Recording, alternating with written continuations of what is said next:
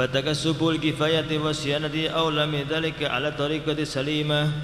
فالتكسب والتوكل يمكن الجمع بينهما، إذ التكسب محله الجوارح والتوكل محله القلب، وهما ميزانان مختلفان. وقد أوضح كل ذلك علماء الطريقة في كتبهم. وفي الحديث ليس لابن آدم حق إلا في ثلاث: بيت يكنه، وثوب يواري عورته، وقوت يسد خلته. فهذه الثلاث أصول المعيشة وحدود الضرورة. Ya. Maka untuk orang-orang seperti kita itu lebih baik ya usaha ya ibadah.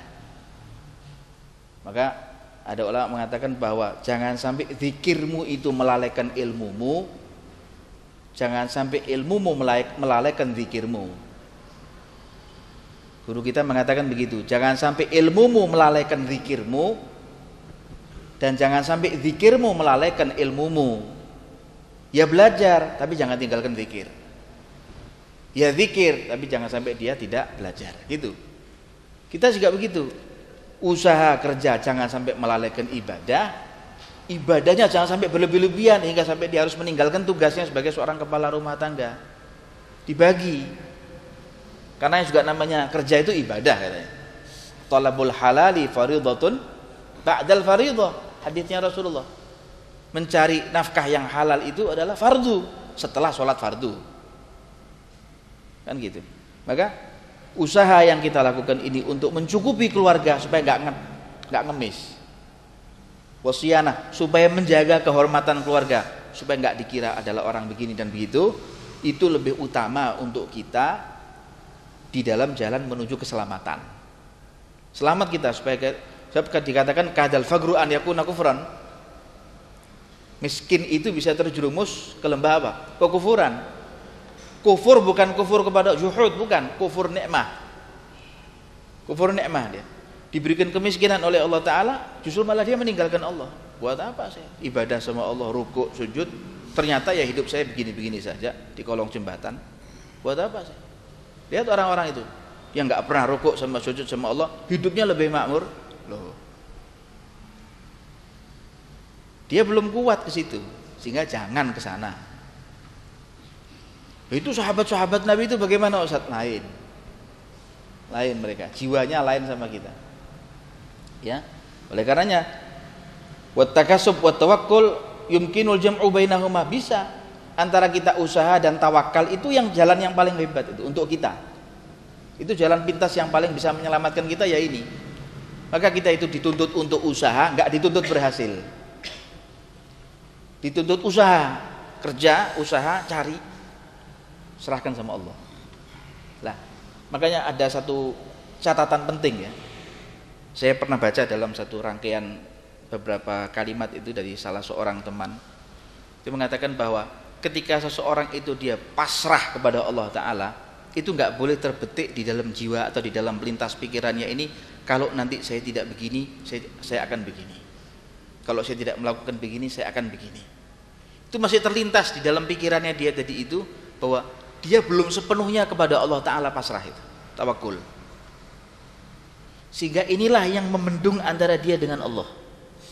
Tak dibatasi, dihijabi. Sama ketika orang berdoa ya begitu. Ketika seseorang itu dia berdoa kepada Allah Ta'ala, pasrah.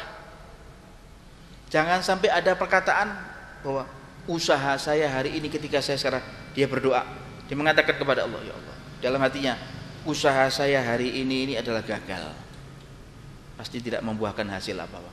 Itu dia selipkan di dalam pikiran, lintasan pikirannya ketika dia berdoa.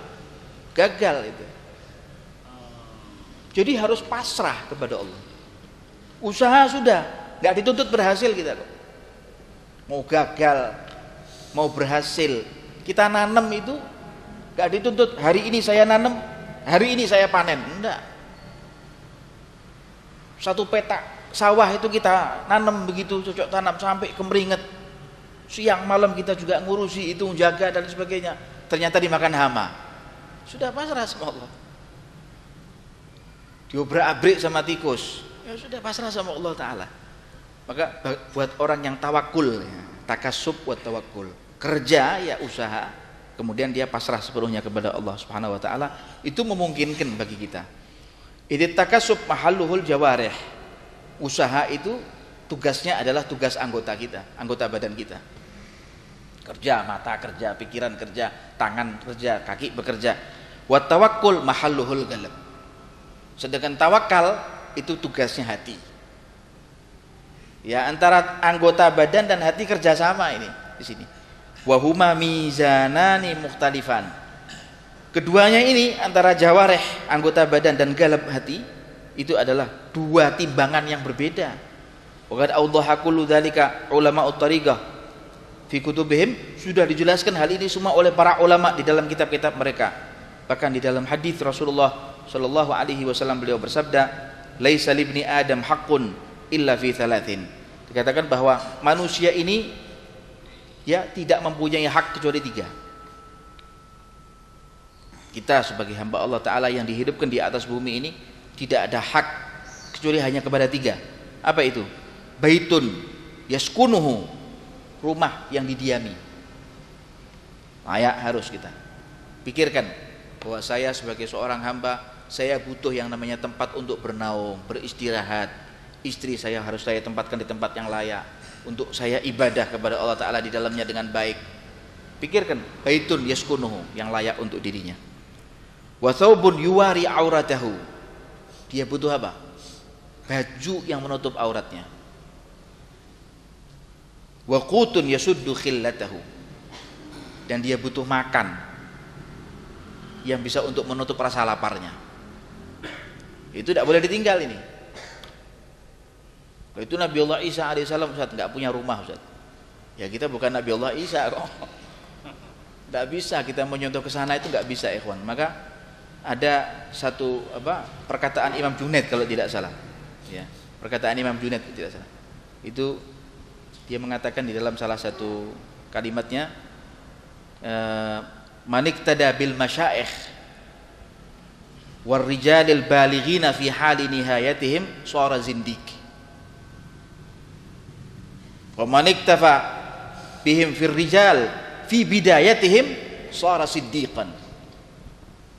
Orang yang mengikuti para ulama dan para aulia di batas akhirnya, ini adalah termasuk zindiq, shara zindiqan. Bahaya ini, mendekati kafir ini. Dan barang siapa orang yang mengikuti jejaknya ulama di permulaan langkahnya, ini adalah orang-orang siddiq, orang yang benar-benar dia wali, mungkin dia adalah calon ulama, begitu. Jadi ikhwani yang dimuliakan oleh Allah Subhanahu wa taala, seperti itu. Fa hadhihi thalath usulul ma'isyah wa hududud darurah. 3 hal ini, baitun, rumah yang patut untuk atau layak dia diami, pakaian atau baju yang cukup untuk menutup auratnya, dan makanan atau sadur ramak yang bisa untuk menutup rasa laparnya. Nah, 3 hal ini adalah pokok ya ketika orang dia mencari yang namanya usulul ma'isyah. Pokok dia untuk mencari mata pencaharian, wa hududid darurah, dan supaya dia tidak ngemis kepada orang. Ya, dia jaga iffah dan kehormatan dirinya sebagai seorang hamba Allah Ta'ala yang beriman atau mukmin.